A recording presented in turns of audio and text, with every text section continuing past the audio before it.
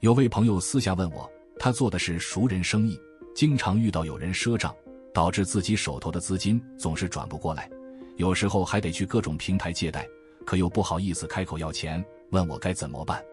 我觉得这个问题很难有完美的解决办法。原因很简单，他的处境不够强，身边的朋友层次也不高。直接点说，他从事的行业注定了接触的客户大多是底层的普通人。我自己就从没遇到过赊账或者欠钱不还的麻烦事，因为我对朋友和客户的筛选非常严格。能成为我朋友的人绝对没有债务，懂得商业规则，有契约精神。他们不仅不会拖欠别人，反而愿意多付出，想办法给别人带来超出预期的回报，这才是我认可的朋友。另外，稍微有点头脑的人都明白，做生意最基本的原则就是不讨价还价，一切按商业规则来。别跟我提交情、感情、同学关系或者老乡情谊，我连父母的面子都不一定给。那么有人会问，这样做会不会让人觉得我冷酷无情，最后没人愿意跟我交往？其实不用担心，坚持原则的商业合作只会让双方的关系更牢固。我现在的几个好朋友都是透过合作产生金钱往来，交往超过10年。换句话说，我们的友谊经得起利益分配的考验。我想补充一点，朋友并不是一成不变的，而是会流动的。你的人生进入一个新的阶段，身边的人几乎都会更新一遍，甚至跟亲人的关系都可能变淡。每个阶段都会带来不同的变化，认识新的朋友。如果你能早点看透这一点，就不会为这些事纠结。其实不仅是友谊需要把钱的事讲清楚，感情和婚姻也是如此。在这方面，欧美国家或者香港地区的人做得特别好，尤其是那些有钱的大人物。他们在结婚前会把各种协议签好，每个月给对方多少零用钱，如果离婚后对方能分到多少财产，生一个孩子能拿多少钱，生2个孩子又能拿多少。这种先把条件谈清楚再建立关系的做法，那些感情丰富却没钱的人肯定接受不了。他们觉得感情不该用金钱来衡量。可明白人都知道，当财富积累到一定程度，婚前协议是必须的，这样能避免很多后续麻烦。讽刺的是，越是这种被金钱明确约束的婚姻，反而越能长久。因为经济弱势的一方不会起歪心思，也不会有贪念，即使最后真的分开，也能和平散场，不会抱怨一句，因为当初自己已经在纸面上承诺了。当然，这种做法在我们这里，或者对大多数普通人来说，肯定是很难接受的。于是，无论是父母和子女之间，还是夫妻之间，总是充满了无休止的怨气。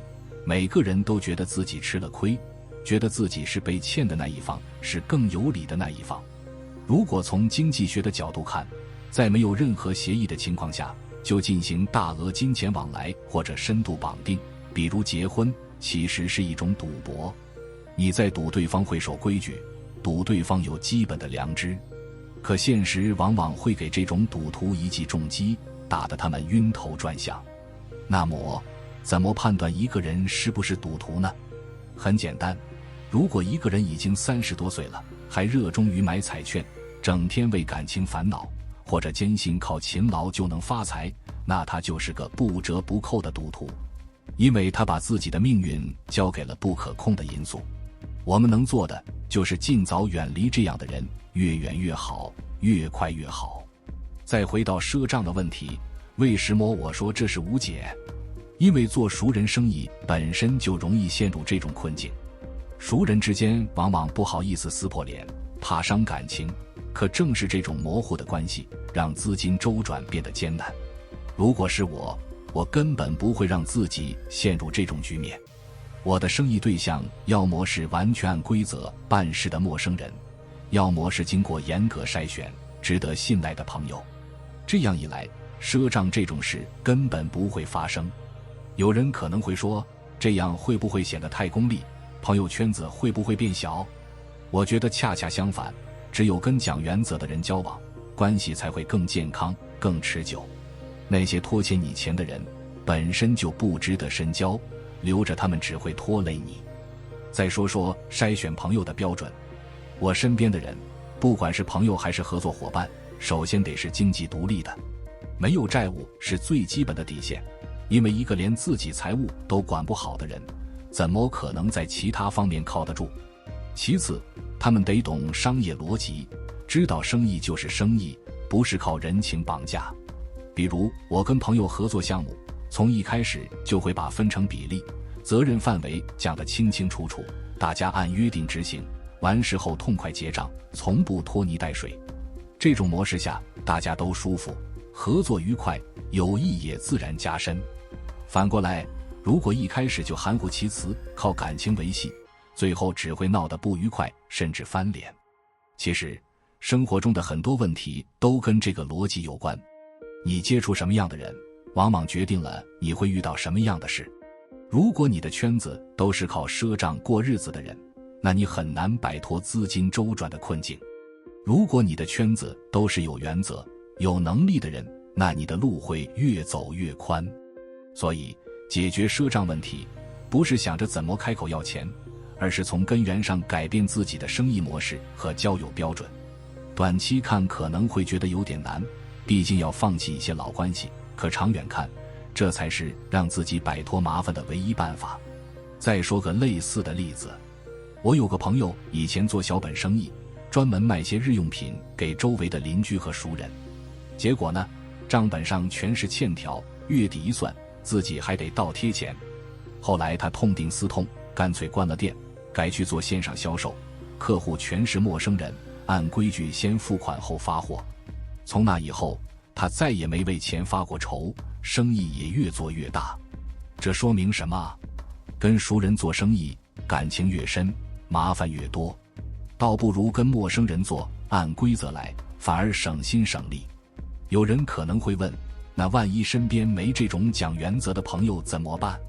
我的建议是，别等着别人来找你，你得主动出去找，去参加一些行业活动，加入一些可靠的圈子，多接触那些做事有条理、有底线的人。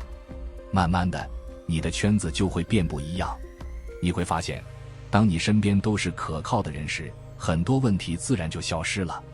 赊账这种事也就成了别人的故事，跟你没半点关系。再延伸到感情和婚姻上，这种原则同样适用。我认识一个香港的朋友，他在结婚前跟太太签了很详细的协议，财产怎么分，生活费用怎么算，全都写得明明白白。有人觉得这太冷漠，可他们夫妻俩却过得很和谐。他说得很实在，感情是感情，钱是钱，分清楚了反而没那么多矛盾。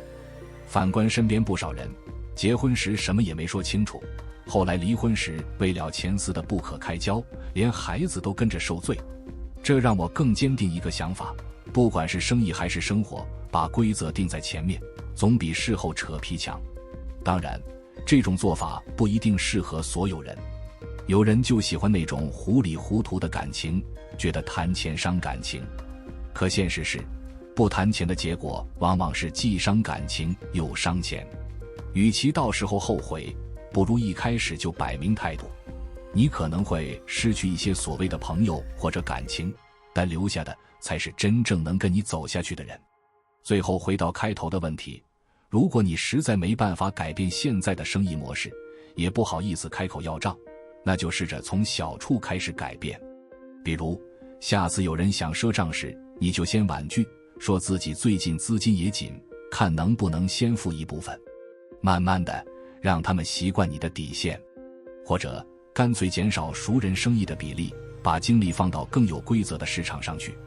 时间久了，你会发现，当你不再被这些琐事拖累时，手里的钱会越来越多，心态也会越来越轻松。归根结底，问题不在别人欠你钱，而在你选择的路和人。换条路，换个圈子，一切都会不一样。今天先分享到这里，如果对你有帮助，欢迎按赞订阅智慧补丁，超越自我，完善人生。